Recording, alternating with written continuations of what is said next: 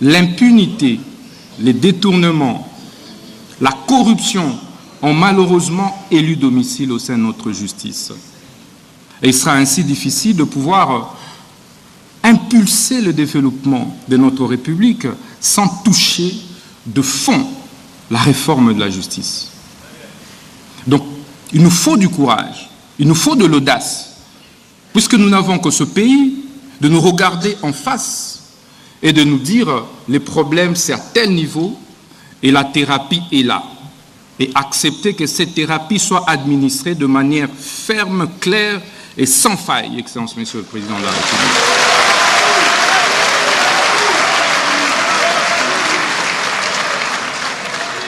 D'où l'importance de problématiser ces mots, de les problématiser au travers de ces assises, les États généraux de la justice. Ces États généraux qui interviennent, Excellence, 9 ans après ceux qui ont été organisés en 2015, sont une première du genre pour votre Excellence, depuis votre avènement à la tête de ce pays. C'est donc un moment particulier pour que nous puissions ensemble, de manière concertée et en synergie, faire les diagnostics réels des maux qui rongent notre justice, faire l'autopsie de notre justice, afin de pouvoir en proposer de manière claire une thérapie de choc qui pourra faire mal, Excellence, Monsieur le Président de la République. Mais comme vous le savez, lorsque un citoyen, un compatriote est malade et que vous lui administrez plutôt du lait, il ne va pas en guérir. Il faut donc lui administrer la quinine. Il faut...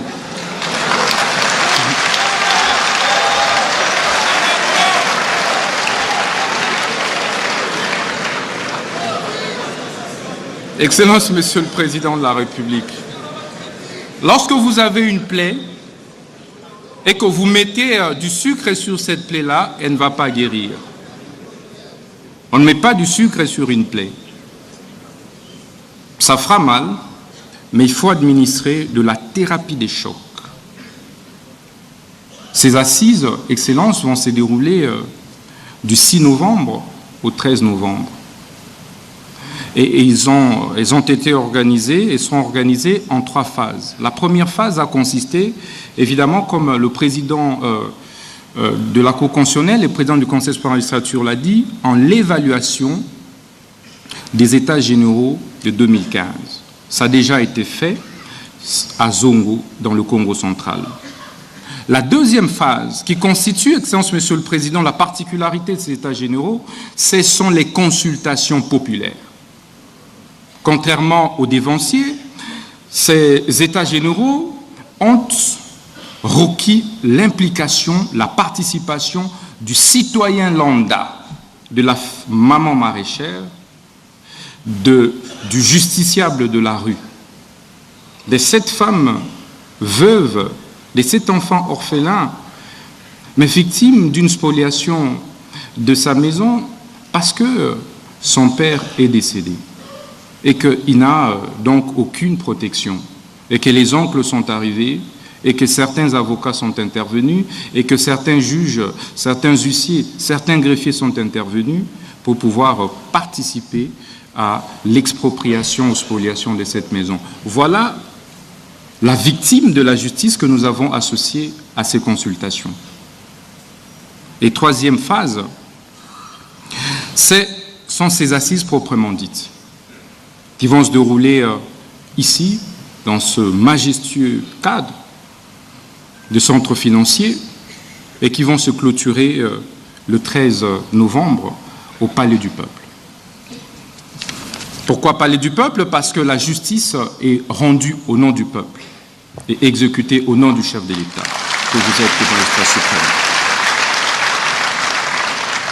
Excellence, Monsieur le Président de la République, depuis notre avènement au ministère de la Justice, nous avons mené quelques réformes courageuses.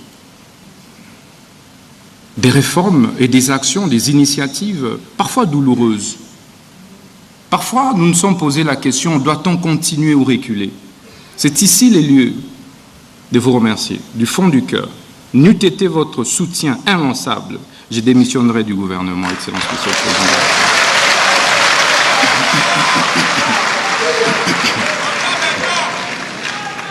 La première réforme courageuse, c'était l'insaisissabilité des biens des entreprises publiques, services publics, établissements publics.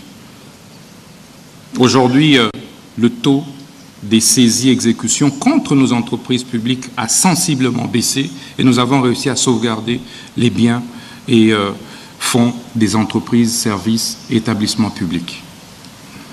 Excellence, nous avons également instauré ce qu'on appelle en droit étranger la caution judiciaire pour éviter que n'importe quel quidam puisse déranger les entreprises qui acceptent de venir investir dans notre République, qui faisait l'objet de beaucoup des plaintes et souvent fantaisistes, et doubler, Excellence, des condamnations parfois exorbitantes, à des astreintes exorbitantes, à des dommages-intérêts parfois mirobolants, qui ont fait que certaines entreprises puissent fermer et quitter la République. Pourtant, on ne peut pas créer de l'emploi sans investisseurs privés.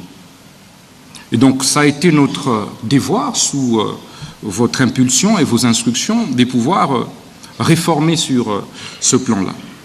Nous avons également procédé à la bancarisation de tous les frais de justice, qui est un processus. C'est difficile parce que c'est une réforme. Mais au bout de compte, nous allons y arriver. En si peu de temps, là où nous avons réussi à bancariser, Excellence, Monsieur le Président, nous avons décuplé les recettes qui relèvent du ministère de la Justice. Nous avons également, Excellence, sous votre impulsion, amorcé des actions de désengorgement. Des désengorgements de nos maisons carcérales, de nos prisons. Ça a été difficile. Aujourd'hui, Excellence, la prison de Makala, qui constitue une épine, en fait, pour le gouvernement, votre gouvernement, ne constitue plus un problème comme avant. Parce que nous avons, grâce à votre impulsion, pris des décisions et des mesures courageuses, celles de désengorger. Aujourd'hui, il n'y a plus de morts dans la prison de Makala par étouffement, Excellence, Monsieur le Président de la République.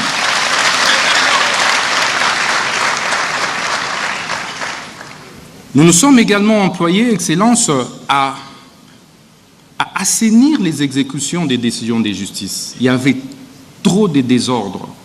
On se réveille un bon matin, c'est un non-agent de justice qui allait exécuter une fausse décision de justice qu'on imputait au juge, et parfois pour rien. Étant donné qu'il n'existe pas de système de certification efficace des décisions de justice et même d'actes officiels jusqu'ici en République démocratique du Congo, nous avons eu affaire à beaucoup de décisions parfois falsifiées, à l'insu des juges. Parfois, on mettait des noms des juges déjà décédés.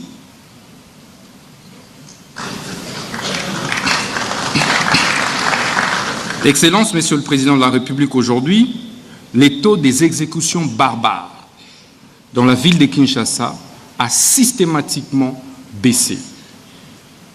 Que ce soit au niveau des banques, que ce soit au niveau des particuliers. On ne se réveille plus un bon matin et on a un particulier qui va ravir la parcelle d'autrui. Excellence, vous pouvez vérifier, ça n'existe plus aujourd'hui à Kinshasa. Depuis notre nomination comme ministre de la Justice et garde des Sceaux, parce que nous frappons fort lorsque nous nous rendons compte qu'il y a un réseau des mafieux qui s'emploie à pouvoir commettre des bêtises.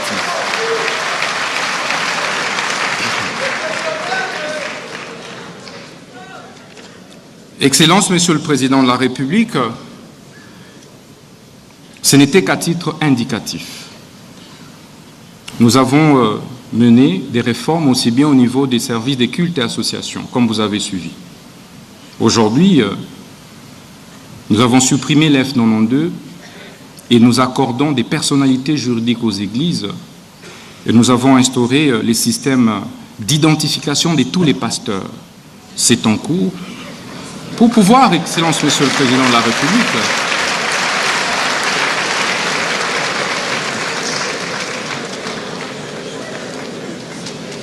Excellences, pour mettre fin à cette floraison, parfois aussi des faux pasteurs qui pilulent et qui, malheureusement, contribuent dangereusement à l'immoralisation de la société.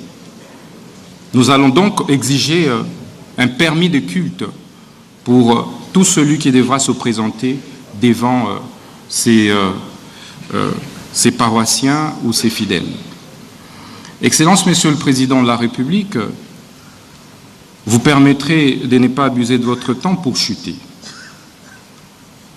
Les États généraux que nous sommes en train d'organiser, ce n'est pas un lieu de confrontation, d'affrontement entre le ministre et les magistrats et les huissiers et les avocats, les citoyens et les magistrats. C'est plutôt un cadre des prises de conscience collective, des remises en cause systémiques et systématiques, des pratiques que nous avons observées pendant des décennies et qui malheureusement ont démontré leurs limites et ont détruit notre système judiciaire. C'est qu'ensemble, en travaillant main dans la main, que nous allons parvenir à redresser notre justice. Ce n'est donc pas une initiative du ministre de la Justice, encore moins du gouvernement, mais c'est une initiative collective. J'invite donc les uns et les autres à travailler de telle manière que nous puissions avoir des recommandations qui puissent déboucher sur des réformes courageuses. Celles qui pourront toucher, pourquoi pas, à la révision de la Constitution.